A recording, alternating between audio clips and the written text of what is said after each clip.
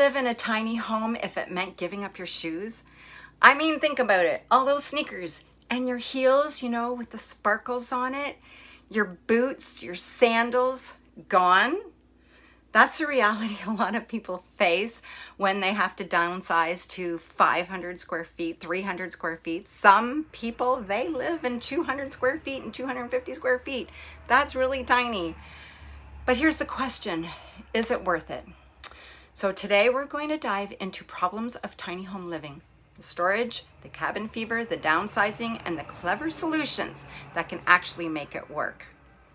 So the first and biggest problem is obvious, storage. Tiny homes force you to confront how much stuff you really own. And shoes, that's a big one. Most people have way too many shoes anyways. I know I do. But you know what? There's smart furniture. And you can get furniture that's smart, that's actually at a really good price. Let's start with beds. You can get those beds that have those drawers on the bottom, up to like 4 drawers. There's a lot of storage in there. And, you know, stairs, those cubbies, there's lots of room underneath stairs that you can make. And honestly, it's about quality over quantity. Instead of 20 pairs of shoes, maybe you just have 5 really versatile ones. So yes, you might give up your shoes, but you gain a clutter-free lifestyle. I was almost going to say flee there. Clutter-free lifestyle. So let's talk about cabin fever. When you live in a tiny home, especially if it's 200 and 300 square feet, it can feel like the walls are closing in. But here are some ideas for design. Design with light in mind. Large windows, skylights, and glass doors. They make space feel bigger. And use your outdoor living as an extension, like a porch and a deck, or even just a hammock outside. This instantly doubles your space. And here's a trick, mirrors. They reflect light and make the room feel open. The cabin fever isn't about the square footage. It's about how that space connects with the outdoors. And also, I mean, some people that work, they don't need to necessarily feel that cabin fever type of feeling. And also, get yourself out, go work at the gym, go to the gym, work out, go visit friends. And there's so many creative ways. Go for a walk in the nature. I mean, you know, that's the lifestyle you choose and you can make it work. So, all right, hosting friends is another problem in a tiny home, and it can be tricky. Where do people sit? Where do they sleep when they stay over?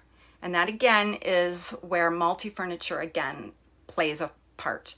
A sofa that turns into a bed, a fold-out dining table that tucks away where it's not needed, or again, your outdoor entertaining spaces, a fire pit with chairs all around it.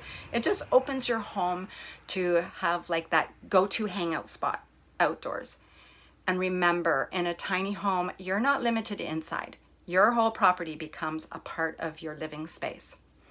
And another problem is privacy. If you live with a partner, every sound, every movement is noticeable. So some tiny homes have lofts. Design your tiny home with a loft so you have that separation. One loft for sleeping, another for working or hobbies. And also you can get some noise reducing curtains or sliding partitions. And honestly, communication. You learn to give each other breathing space, even in close quarters. And then there's also your lifestyle changes, especially you have limited space in your kitchen, making meal prep different. Smaller bathrooms mean creative storage for your toiletries. And then if you have pets, your pets need to make some adjustments, and probably a large dog may not be ideal for a 250 square foot tiny home. But there's compact appliances, washer and dryer combos, mini dishwashers. There's like so many options. Vertical storage, shelving all the way to the top of the ceiling. And for pets, outdoor time becomes even more important. So, would you live in a tiny home and give up your shoes? Yes, it's smaller.